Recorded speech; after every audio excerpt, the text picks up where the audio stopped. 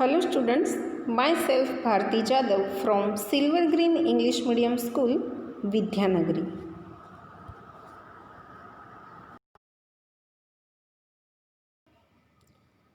Hello friends, now I am going to start Sanskrit subject standard 9th. Chapter number 4, Valbhi Vidyasthanam. Valbhi, the place of learning. Most popular place of learning in Gujarat state.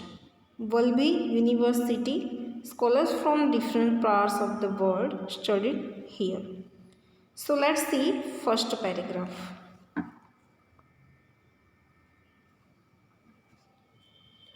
सम्प्रति विविधाः विश्वविद्यालयाः सुप्रसिद्धाः सन्ति. तेषु केचन एतादृशाः सन्ति यत्र अध्ययनार्थप्रवेशं प्राप्य छात्रः स्व आत्मनं धन्यं मन्यते. एवम् एव पुराकाले अपि अस्माकं भारतदेशे एतादृशाः बहवः विश्वविद्यालयाः आसन्. तत्र विद्या अध्ययनाय दूरात् देशात् समागत्य प्रवेशं लब्ध्वा छात्राः स्व आत्मनं धन्यं मन्यते स्म. एषु एकतमः वल्भी विद्यालयः. मगधराज्ये यथा नालन्दा आसीत् तथैव अत्र गुर्जरप्रदेशे वल्भी आसीत्. अत्र अपि सुदूरात् देशात् जनाः अध्ययनाय आगच्छन्ति स्म. अद्यत्वे अस्मदीये गुर्जरप्रदेशे वर्तमाने भावनगरे जनपदे वल्भी नामकं यत् एकम् उपनगरं वर्तते. तत्रैव प्राचीनकाले वल्भी विश्वविद्यालयः आसीत्. यहाँ पे वल्भी विश्वविद्यालय के बारे में बताया गया है कि अभी विश्व में बहुत ही सारे विश्वविद्यालय, दैट मीन्स की यूनिवर्सिटी बहुत ही फेमस है. उनमें से कुछ ऐसे भी है जहाँ पे विद्यार्थी अपना प्रवेश प्राप्त करके अपने आप को बहुत ही लकी मानते थे. इसी तरह पुराने समय में हमारे भारत देश में भी इस प्रकार के बहुत सारे विश्वविद्यालय हुआ करते थे. उसमें विद्या अध्ययन के लिए बहुत ही दूर देश से लोग विद्यार्थी यहाँ पे आते थे और अपने आप को बहुत ही धन्य यानी कि बहुत ही लकी मानते थे. उनमें से एक थी वल्भी विश्वविद्यालय. मगध राज्य में जैसे नालंदा थी वैसे ही हमारे गुजरात राज्य में वल्भी विश्वविद्यालय थी. यहाँ पे भी बहुत दूर देश से विद्यार्थी अध्ययन करने के लिए आते थे. आज के हमारे गुजरात प्रदेश में जो वर्तमान यानी कि अभी का जो हमारा भावनगर है उस जनपद में वल्भी नाम का एक उपनगर हुआ करता था. इस तरीके से प्राचीन काल से ही वल्भी विश्वविद्यालय यहाँ पे हुआ करता था. इसके शब्दों के अर्थ हम देखते हैं.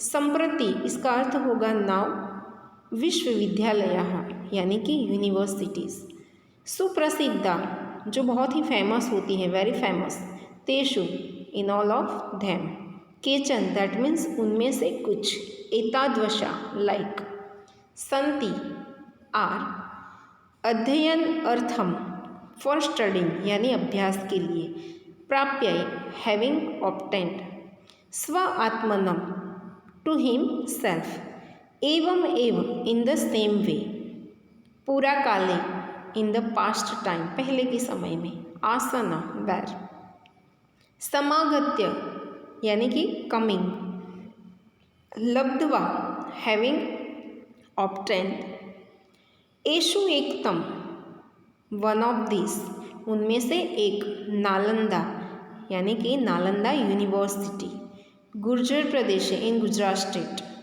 आगच्छति स्म यूज्ड टू कम, अद्यत्वे एट प्रेजेंट यानी कि अभी के समय में, अस्मदीय इन अवर यानी कि हमारे, वर्तमान भावनगर जनपदे in the present Bhavnagar region, Valabhi नामकम यद एकम that one named Valbhi Tatrev there only। इसका भाषांतर हम देखते हैं तो ये होगा, now there are many universities that are very famous.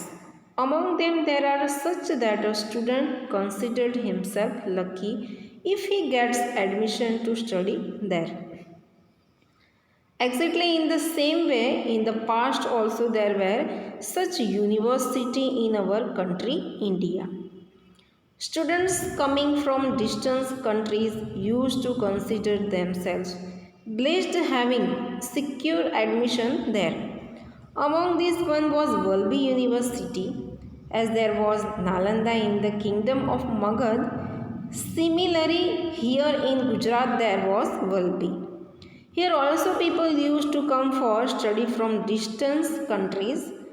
At present, in Bhavnagar district, which is in our Gujarat state, there is a one suburb by the name Valbhi, where in ancient time there was Valbhi University. Next paragraph, वस्तुतस्तु इदम उपनगरम प्राचीन कालादेव अध्ययन अध्यापनस्य केन्द्रम आसीत्। पूर्वम् अत्र अष्टादश विद्यायाः पठनं पाठनं च भवति स्म। एतासु विद्यासु चत्वारो वेदाः, षट् वेदाङ्गानि, पुराणं, न्यायः, मीमांसा, स्मृतिः, आयुर्वेद, धनुर्वेद, गंधर्ववेद, अथर्ववेदाः, चत्वारः उपवेदाः च समाविष्टाः सन्ति। ततः बौद्धदर्शनस्य जैनदर्शनस्य च इदं केन्द्रं सज्जातम्। ख्रीस्तस्य चतुर्थ्यां शताब्द्यां ऋग्वेदस्य भाष्यकारः स्कन्दस्वामी सज्जातः। सः अत्रैव अवसत्। एतत् सूचयति यत् गुप्तकाले अत्र वेदा अध्ययनम् अपि प्रचलति स्म। ख्रीस्तस्य चतुर्थ्यां शताब्द्यां सुप्रसिद्धो बौद्ध आचार्य स्थिरमति गुणमति, जैन आचार्य श्री मल्लवादीसुरिः च अत्रैव विद्याभ्यासं कुर्वन्ति स्म। इसके शब्दों का ये अर्थ है, वस्तुतस्तु यानी कि बट एक्चुअली, प्राचीन कालादेव पुराने समय से, right from the old time, अध्ययन अध्यापनस्य ऑफ लर्निंग एंड टीचिंग, पूर्वम अर्लियर, अष्टादश विद्यायाः 18 टाइप्स ऑफ विद्यास, 18 प्रकार की विद्या, एतासु विद्यासु अमॉन्ग दिस विद्यास, चत्वारो वेदाः 4 वेदास, षट् वेदांगानि 6 वेदांग्स, देर आर शिक्षा, छंद, व्याकरण, निरुक्त, कल्प एंड ज्योतिष, ये जो 6 प्रकार के वेदांग हैं। Nyaya science of logic, Mimamsa that means Indian philosophy, Smriti that means Smriti ग्रंथ, Ayurveda science of medicine, Dhanurveda knowledge of archery, Gandharvaveda science of music, अथर्ववेदाः वेदास रिगार्डिंग इकोनॉमिक्स, चत्वार उपवेदा 4 उपवेदास समाविष्टा आर इंक्लूडेड। बौद्ध दर्शनस्य जैन दर्शनस्य that means of Buddhist philosophy and Jain philosophy, ख्रीस्तस्य चतुर्थ्यां शताब्द्यां in the 4th century after Christian, भाष्यकार कॉमेंटेटर, गुप्त काले ड्यूरिंग द गुप्ता डायनेस्टी, सुप्रसिद्ध बौद्ध आचार्य, बौद्ध के बहुत ही फेमस आचार्य, two famous teachers of Buddhism, विद्याभ्यासम दैट मीन्स स्टडी अभ्यास के लिए, कुर्वन्ति स्म यूज टू डू।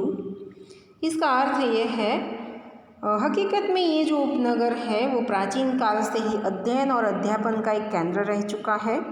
पहले यहाँ पे 18 प्रकार की विद्याओं का पठन और पाठन हुआ करता था। इस सारी विद्याओं में 4 वेद, 6 वेदांग, पुराण शास्त्र, न्याय शास्त्र, मीमांसा शास्त्र, स्मृति ग्रंथ, आयुर्वेद, धनुर्वेद, गंधर्व वेद और अर्थवेदा, 4 उपवेदा यानी कि 4 उपवेद का भी समावेश हुआ करता था। उसके बाद बौद्ध दर्शन और जैन दर्शन का भी ये बहुत बड़ा केंद्र हुआ करता था। यीशु ख्रिस्त की 4th शताब्दी में ऋग्वेद के एक भाष्यकार हो गए जिनका नाम था स्कंद स्वामी। वो यहीं पे रहते थे और अभ्यास भी करते थे। उन्होंने ये सूचित किया था कि गुप्त काल में यहाँ पे वेदों का अध्ययन भी हुआ करता था।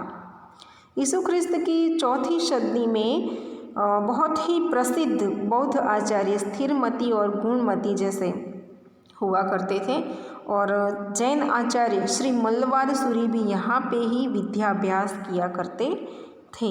इसका ट्रांसलेशन हम देखते हैं। Actually this suburb was the center of learning and teaching from the ancient time. In the past here, the learning and teaching of 18 vidyas, that means branches और जिसको हम बोल सकते हैं faculties of learning use to take place among this were included the 4 Vedas, 6 Vedangas, Puranas, Nyaya, Mimamsa, Smriti, Ayurveda, धनुर्वेदा, Gandharva Veda, Atharvaveda and 4 उपवेदास. Later this became the center of Jain and Buddhist philosophy. In the 4th century, Skand Swami, the commentator of Rigveda, lived here. He lived here only. This indicates that in the Gupta period, even the study of Vedas was going on. In the 4th century itself, the very famous Buddhist teachers Sthirmati and Gurmati and famous Buddhism teachers are live here. Jain teacher Sri Mallwari Suri were studying here only. Thank you.